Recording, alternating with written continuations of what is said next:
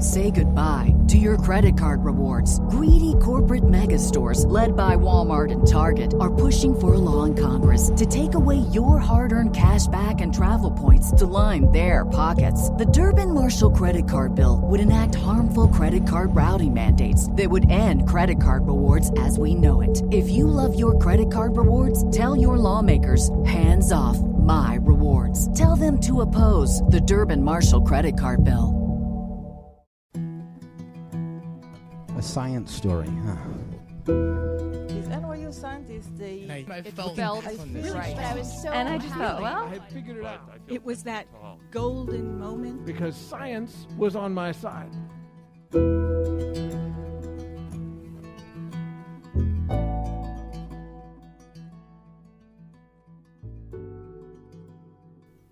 Hey everyone, I'm Ben Lilly, and welcome to the Story Collider, where we bring you true personal stories about science. This week's story is from Jon Ronson. It was recorded in May 2014 at Littlefield in Brooklyn.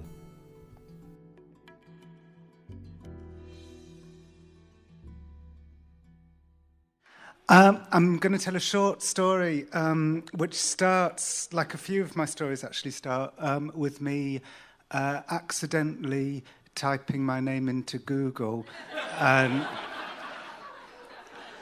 I discovered that that another Jon Ronson had started tweeting, and its avatar was an avatar of my face, and its name was Jon_Ronson. And as I stared in surprise at its timeline, a tweet came up which said, "Going home, got to get the recipe for a huge plate of guarana and mussel in a bap with mayonnaise, #yummy."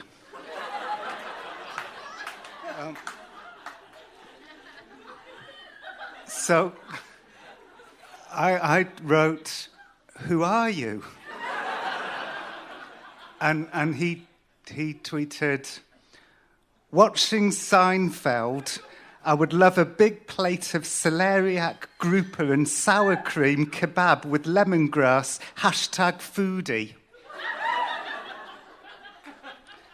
So I didn't know what to do. So the next morning, I checked his Twitter feed before I checked my own. And in the night he tweeted, dreaming about something about time and cock. Dreaming about time and cock. That's what he tweeted in the night. And I looked at his followers list, and he had 20 followers, and some were people that I knew from real life, who were presumably wondering why I'd suddenly become so passionate about fusion cooking, and also candid about dreaming about cock. So I did some digging, and I discovered that somebody had posted on the Guardian website, a man called Luke Robert Mason. We've built John his own infomorph. You can follow it at Jon_Ronson. So I realized it was a spam bot. It was a spam bot created by an academic. So I thought, well, that's fine. I'll just tell him that I don't like the spam bot, and he'll take it down. So I found him, and I emailed him, and I said, "Can you please take down your spam bot?" And he emailed me back, and he said, "We prefer the term infomorph to spam bot." So by now I had a tightness in my chest. And I said, "But it's taken my identity." And he wrote back, "The infomorph isn't taking your identity. It is repurposing social media data into an infomorphic aesthetic."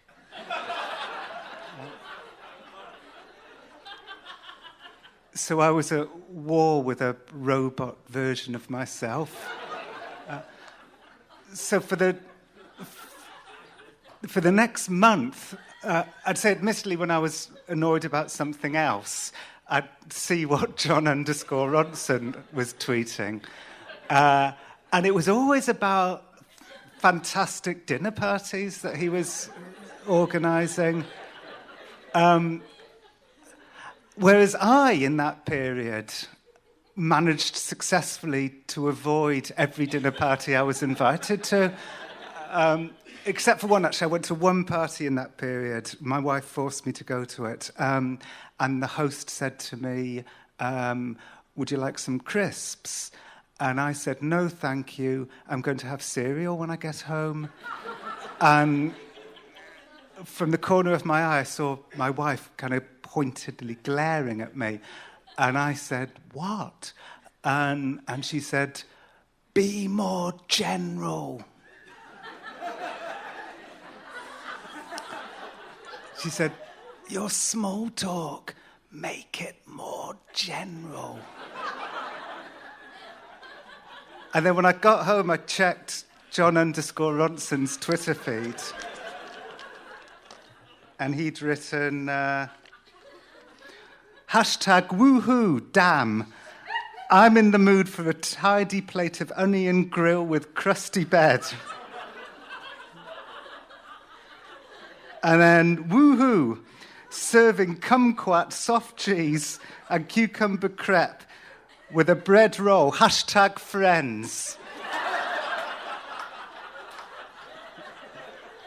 I felt that the people who knew me in real life were getting a disastrously warped view on how I felt about parties and food and friendship. Anyway, finally I emailed Luke Robert Mason and I said to him, look, if you absolutely refuse to take your spam bot down, and I've refused to use the term infomorph, can we at least meet? And I can, you can explain to me, what it is that you're trying to accomplish, and I can tell you my point of view, and I could film the encounter and put it on YouTube. And he agreed. So I rented a room in central London, and they turned up, three of them, three academics. One was a lecturer at Oxford, and then the other two.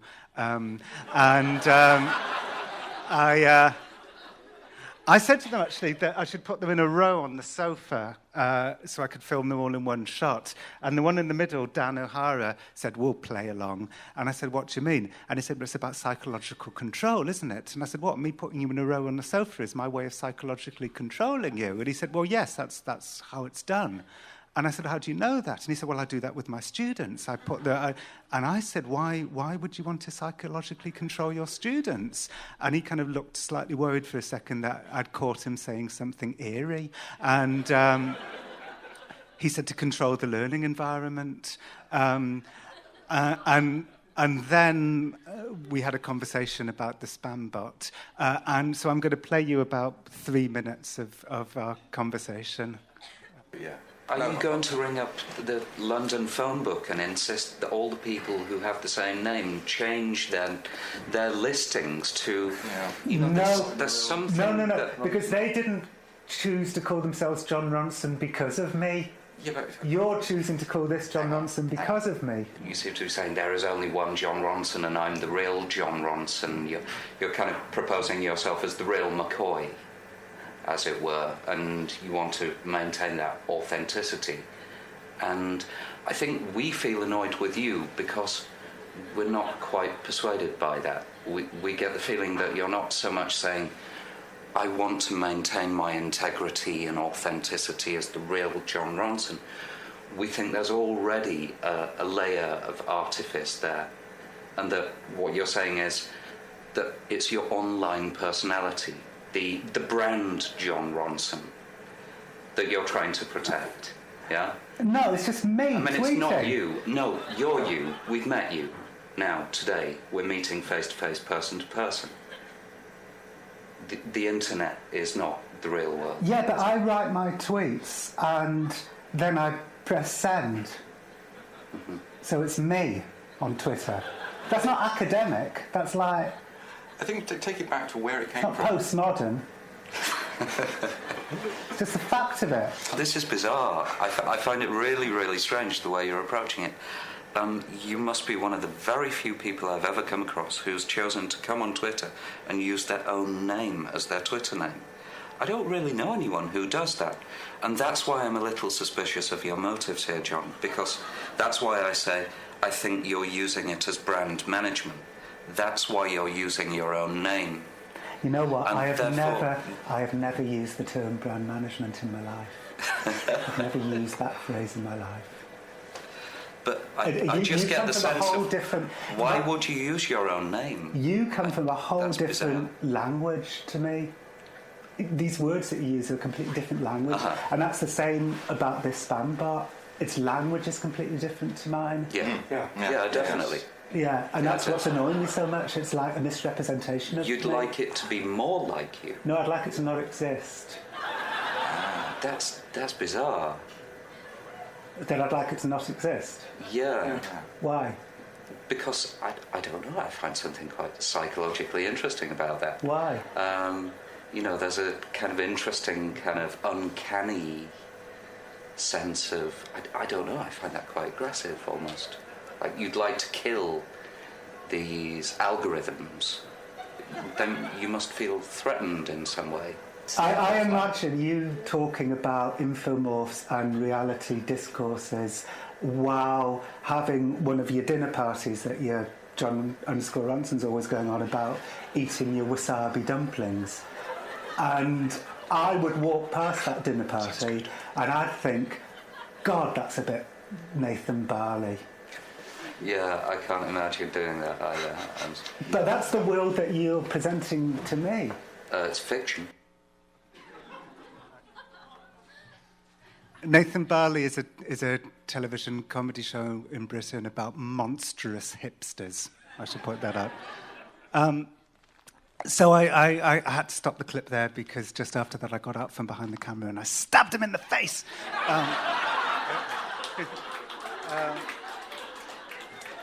So I staggered out into the London afternoon, and I've got to admit, I dreaded uploading the footage onto YouTube because I'd been so screechy, and I thought everybody on YouTube would mock my screechiness, but I did. I posted it, and then I left it 10 minutes, and then with some apprehension, I had a look at the comments.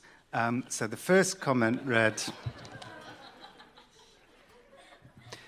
"This is identity theft. They should respect Jon's personal liberty by stopping directly or indirectly impersonating him or face prosecution." And I thought, wow. And then the next Twitter comment read, and YouTube comment read, "Somebody should make alternate Twitter accounts of all of those ass clowns and constantly post about their strong desire for child porn." I grinned. And then the next comment read, "These people are manipulative assholes. Fuck them, sue them, break them, destroy them. If I could see these people face to face, I would say that they are fucking pricks." And by now I was feeling giddy with joy. I was, I felt I was like Braveheart. I was like marching through a field, and at first I'm alone, and then suddenly I realise that hundreds are marching behind me.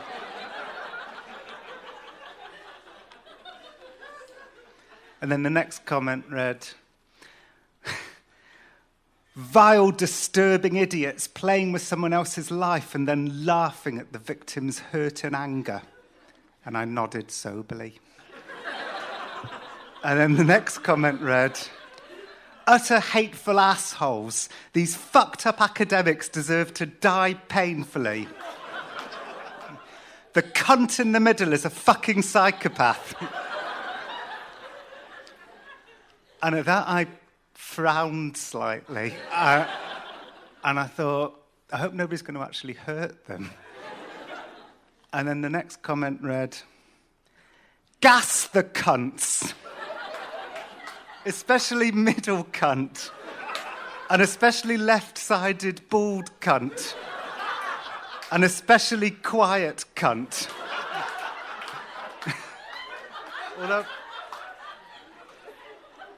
And then piss on their corpses.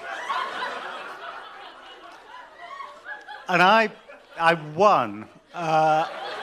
Within a few days, they'd taken down the spam bot. But I've got to say, they made a very big meal out of it. It was like when Howl gets turned off in 2001. They were like going, "We've been ordered to retire you. Do you know what that means?" And like, "You don't have long left. How would you like to spend your..." And I was like emailing, "Just press the fucking off switch, Jesus." And I was glad to be victorious, but I have to say, the whole thing left me feeling slightly uneasy, and it made me feel that perhaps we're becoming the people in the lithographs who are being ribald at whippings. And shortly afterwards, I went up to Massachusetts, to the Massachusetts archives. I was always under the impression that public shamings were outlawed in the 19th century because they were just considered pointless, that when the villages turned into cities and, you know, nobody was shameable anymore, people would just vanish into the crowd. But actually, the documents I found at the Massachusetts archives said the opposite, said that public shamings were banned in the 19th century because they were too monstrous. They were considered worse punishments than death.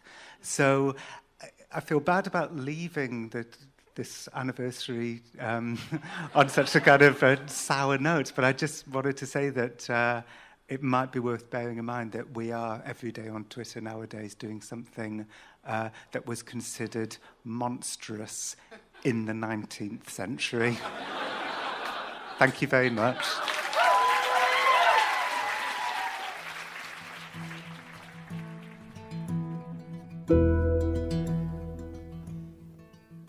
That was Jon Ronson. Jon is a British nonfiction author, documentary maker, and screenwriter. His books Them, Adventures with Extremists, The Men Who Stare at Goats, The Psychopath Test, and Lost at Sea have all been international bestsellers. He's a regular contributor to the PRI show This American Life and has appeared at TED and on The Daily Show. His new book, So You've Been Publicly Shamed, is available now. For more science stories, take a look at storycollider.org, where we have archives of the podcast and upcoming events. The Story Collider is produced by me, Brian Weck, Darren Barker, and Ari Daniel. The podcast is produced by Rose Eveleth. Additional help from Brooke Williams, Lena Groker, and Justin D'Ambrosio. The theme music is by Ghost. Special thanks to Littlefield for hosting the show, and to whoever started the Ben Lilly OMG Twitter account. Thanks for listening.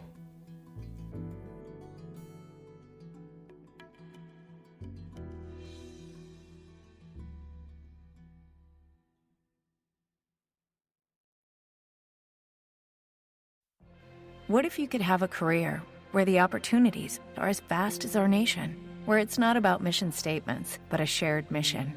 At U.S. Customs and Border Protection, we go beyond to protect more than borders. From ship to shore, air to ground, cities to local communities, CBP agents and officers are keeping people safe.